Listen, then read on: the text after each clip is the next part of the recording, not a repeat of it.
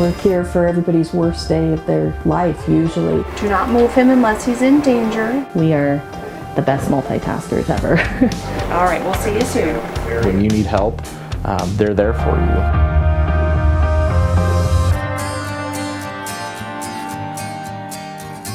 I need to look at training today. Never really saw myself in dispatch. It kind of fell into my lap. It's been an amazing life change, and I'm happy to be here for sure. We definitely take some of that trauma from the calls with us. I mean, we can try the best not to, but it's very hard to, go from one very traumatic call to something that's just run of the mill and back without, any follow-up or anything. It sticks with you.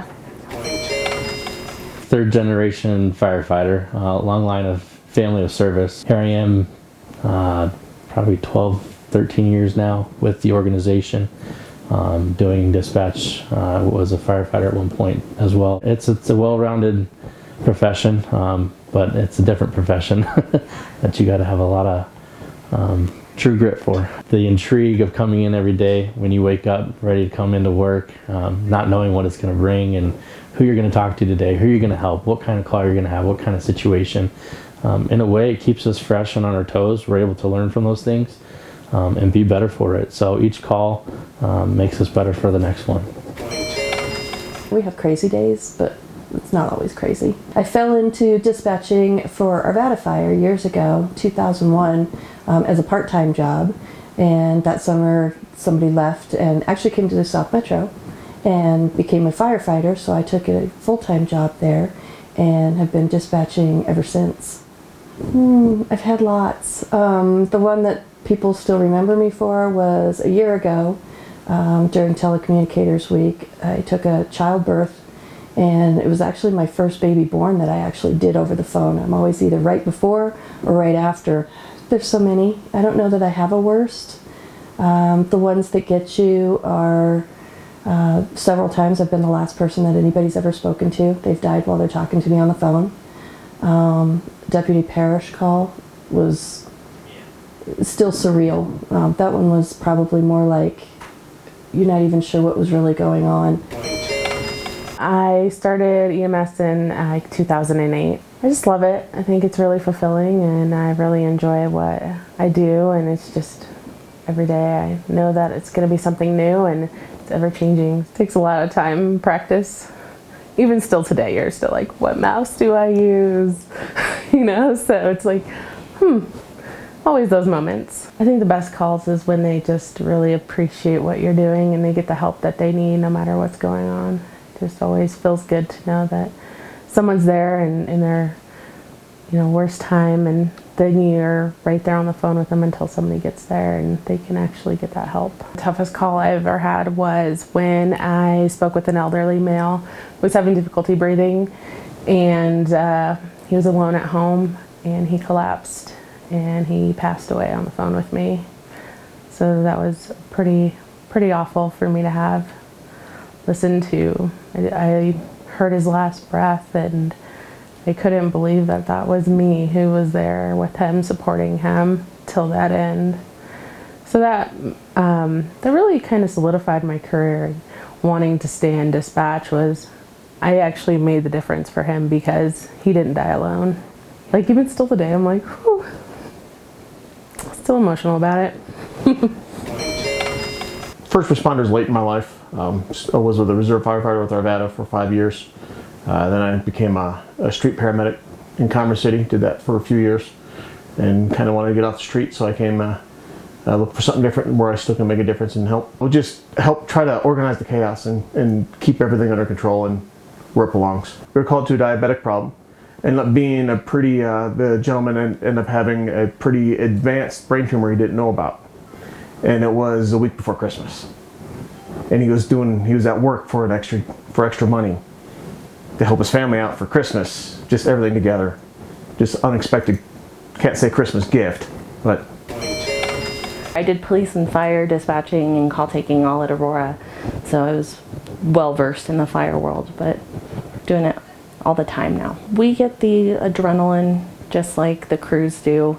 from a good working structure fire or whatever the call may be, we still get that, but we're kind of in our safe little bubble.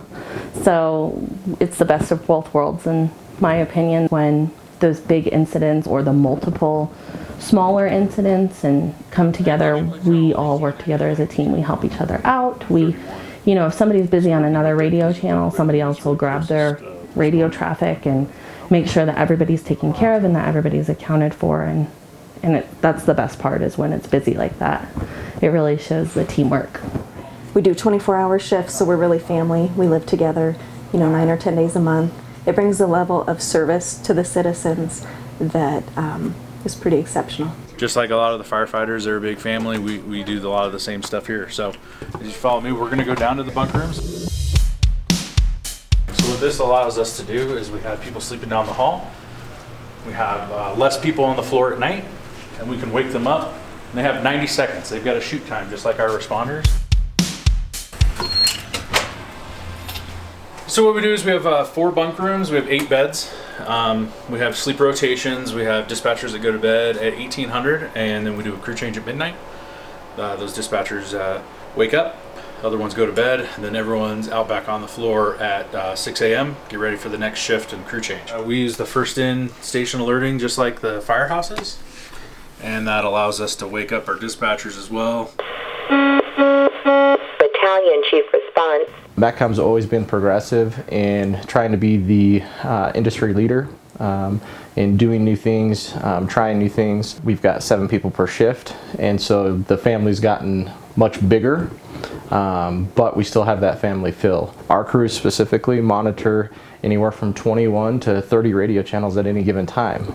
We dispatch for 7 different fire departments, and none of those fire departments do things the same way. A good dispatcher can answer phone, can process the information, can get the call out in a timely manner. A great dispatcher is empathetic and supportive. They're serving. My role is to serve and enable the individuals who are working in there.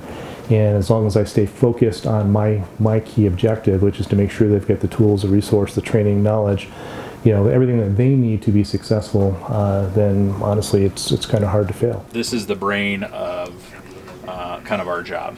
This is our bread and butter. This is where we track all our units, status them, monitor them, their locations.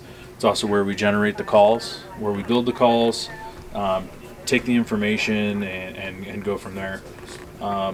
We're an accredited center for our emergency medical dispatch. We use imagery that allows us to really zoom in on buildings, really be able to look to see if it's a 2-story building or a 3-story building, to really be able to really dig in and look at some items so we can see how large a road is, and to the point where this has been used to assist in rescues more in rural areas, that we can kind of see some landmarks. This is our phone system. Everything comes through on the screen, so this is the information that we'll get from our any-alley information. If you're calling from a landline, that provides the address and the phone number, that kind of information. There's a lot of moving parts for any type of response, whether it be a basic medical call to a large structure fire or wildland fire. There's a lot behind the scenes that doesn't get seen by the public. One of our training aids in MetCom is we call it the sandbox. So you can see here we've literally built a sandbox, and what we've used this as a training aid to recreate either incidents that we've had in the district or to kind of pre-plan and train. I feel that a lot of our dispatchers do deserve the recognition that they want. 9 times out of 10 they'll tell you no, we don't need it, and that's true. But it's good to recognize those, and we're glad that we do have Telecommunicators Week for this, along with all the other weeks that we celebrate all the other service professions. Again, like I said from the beginning, I started out in a family of service in multifaceted areas, so it's good to recognize everybody. So thank you.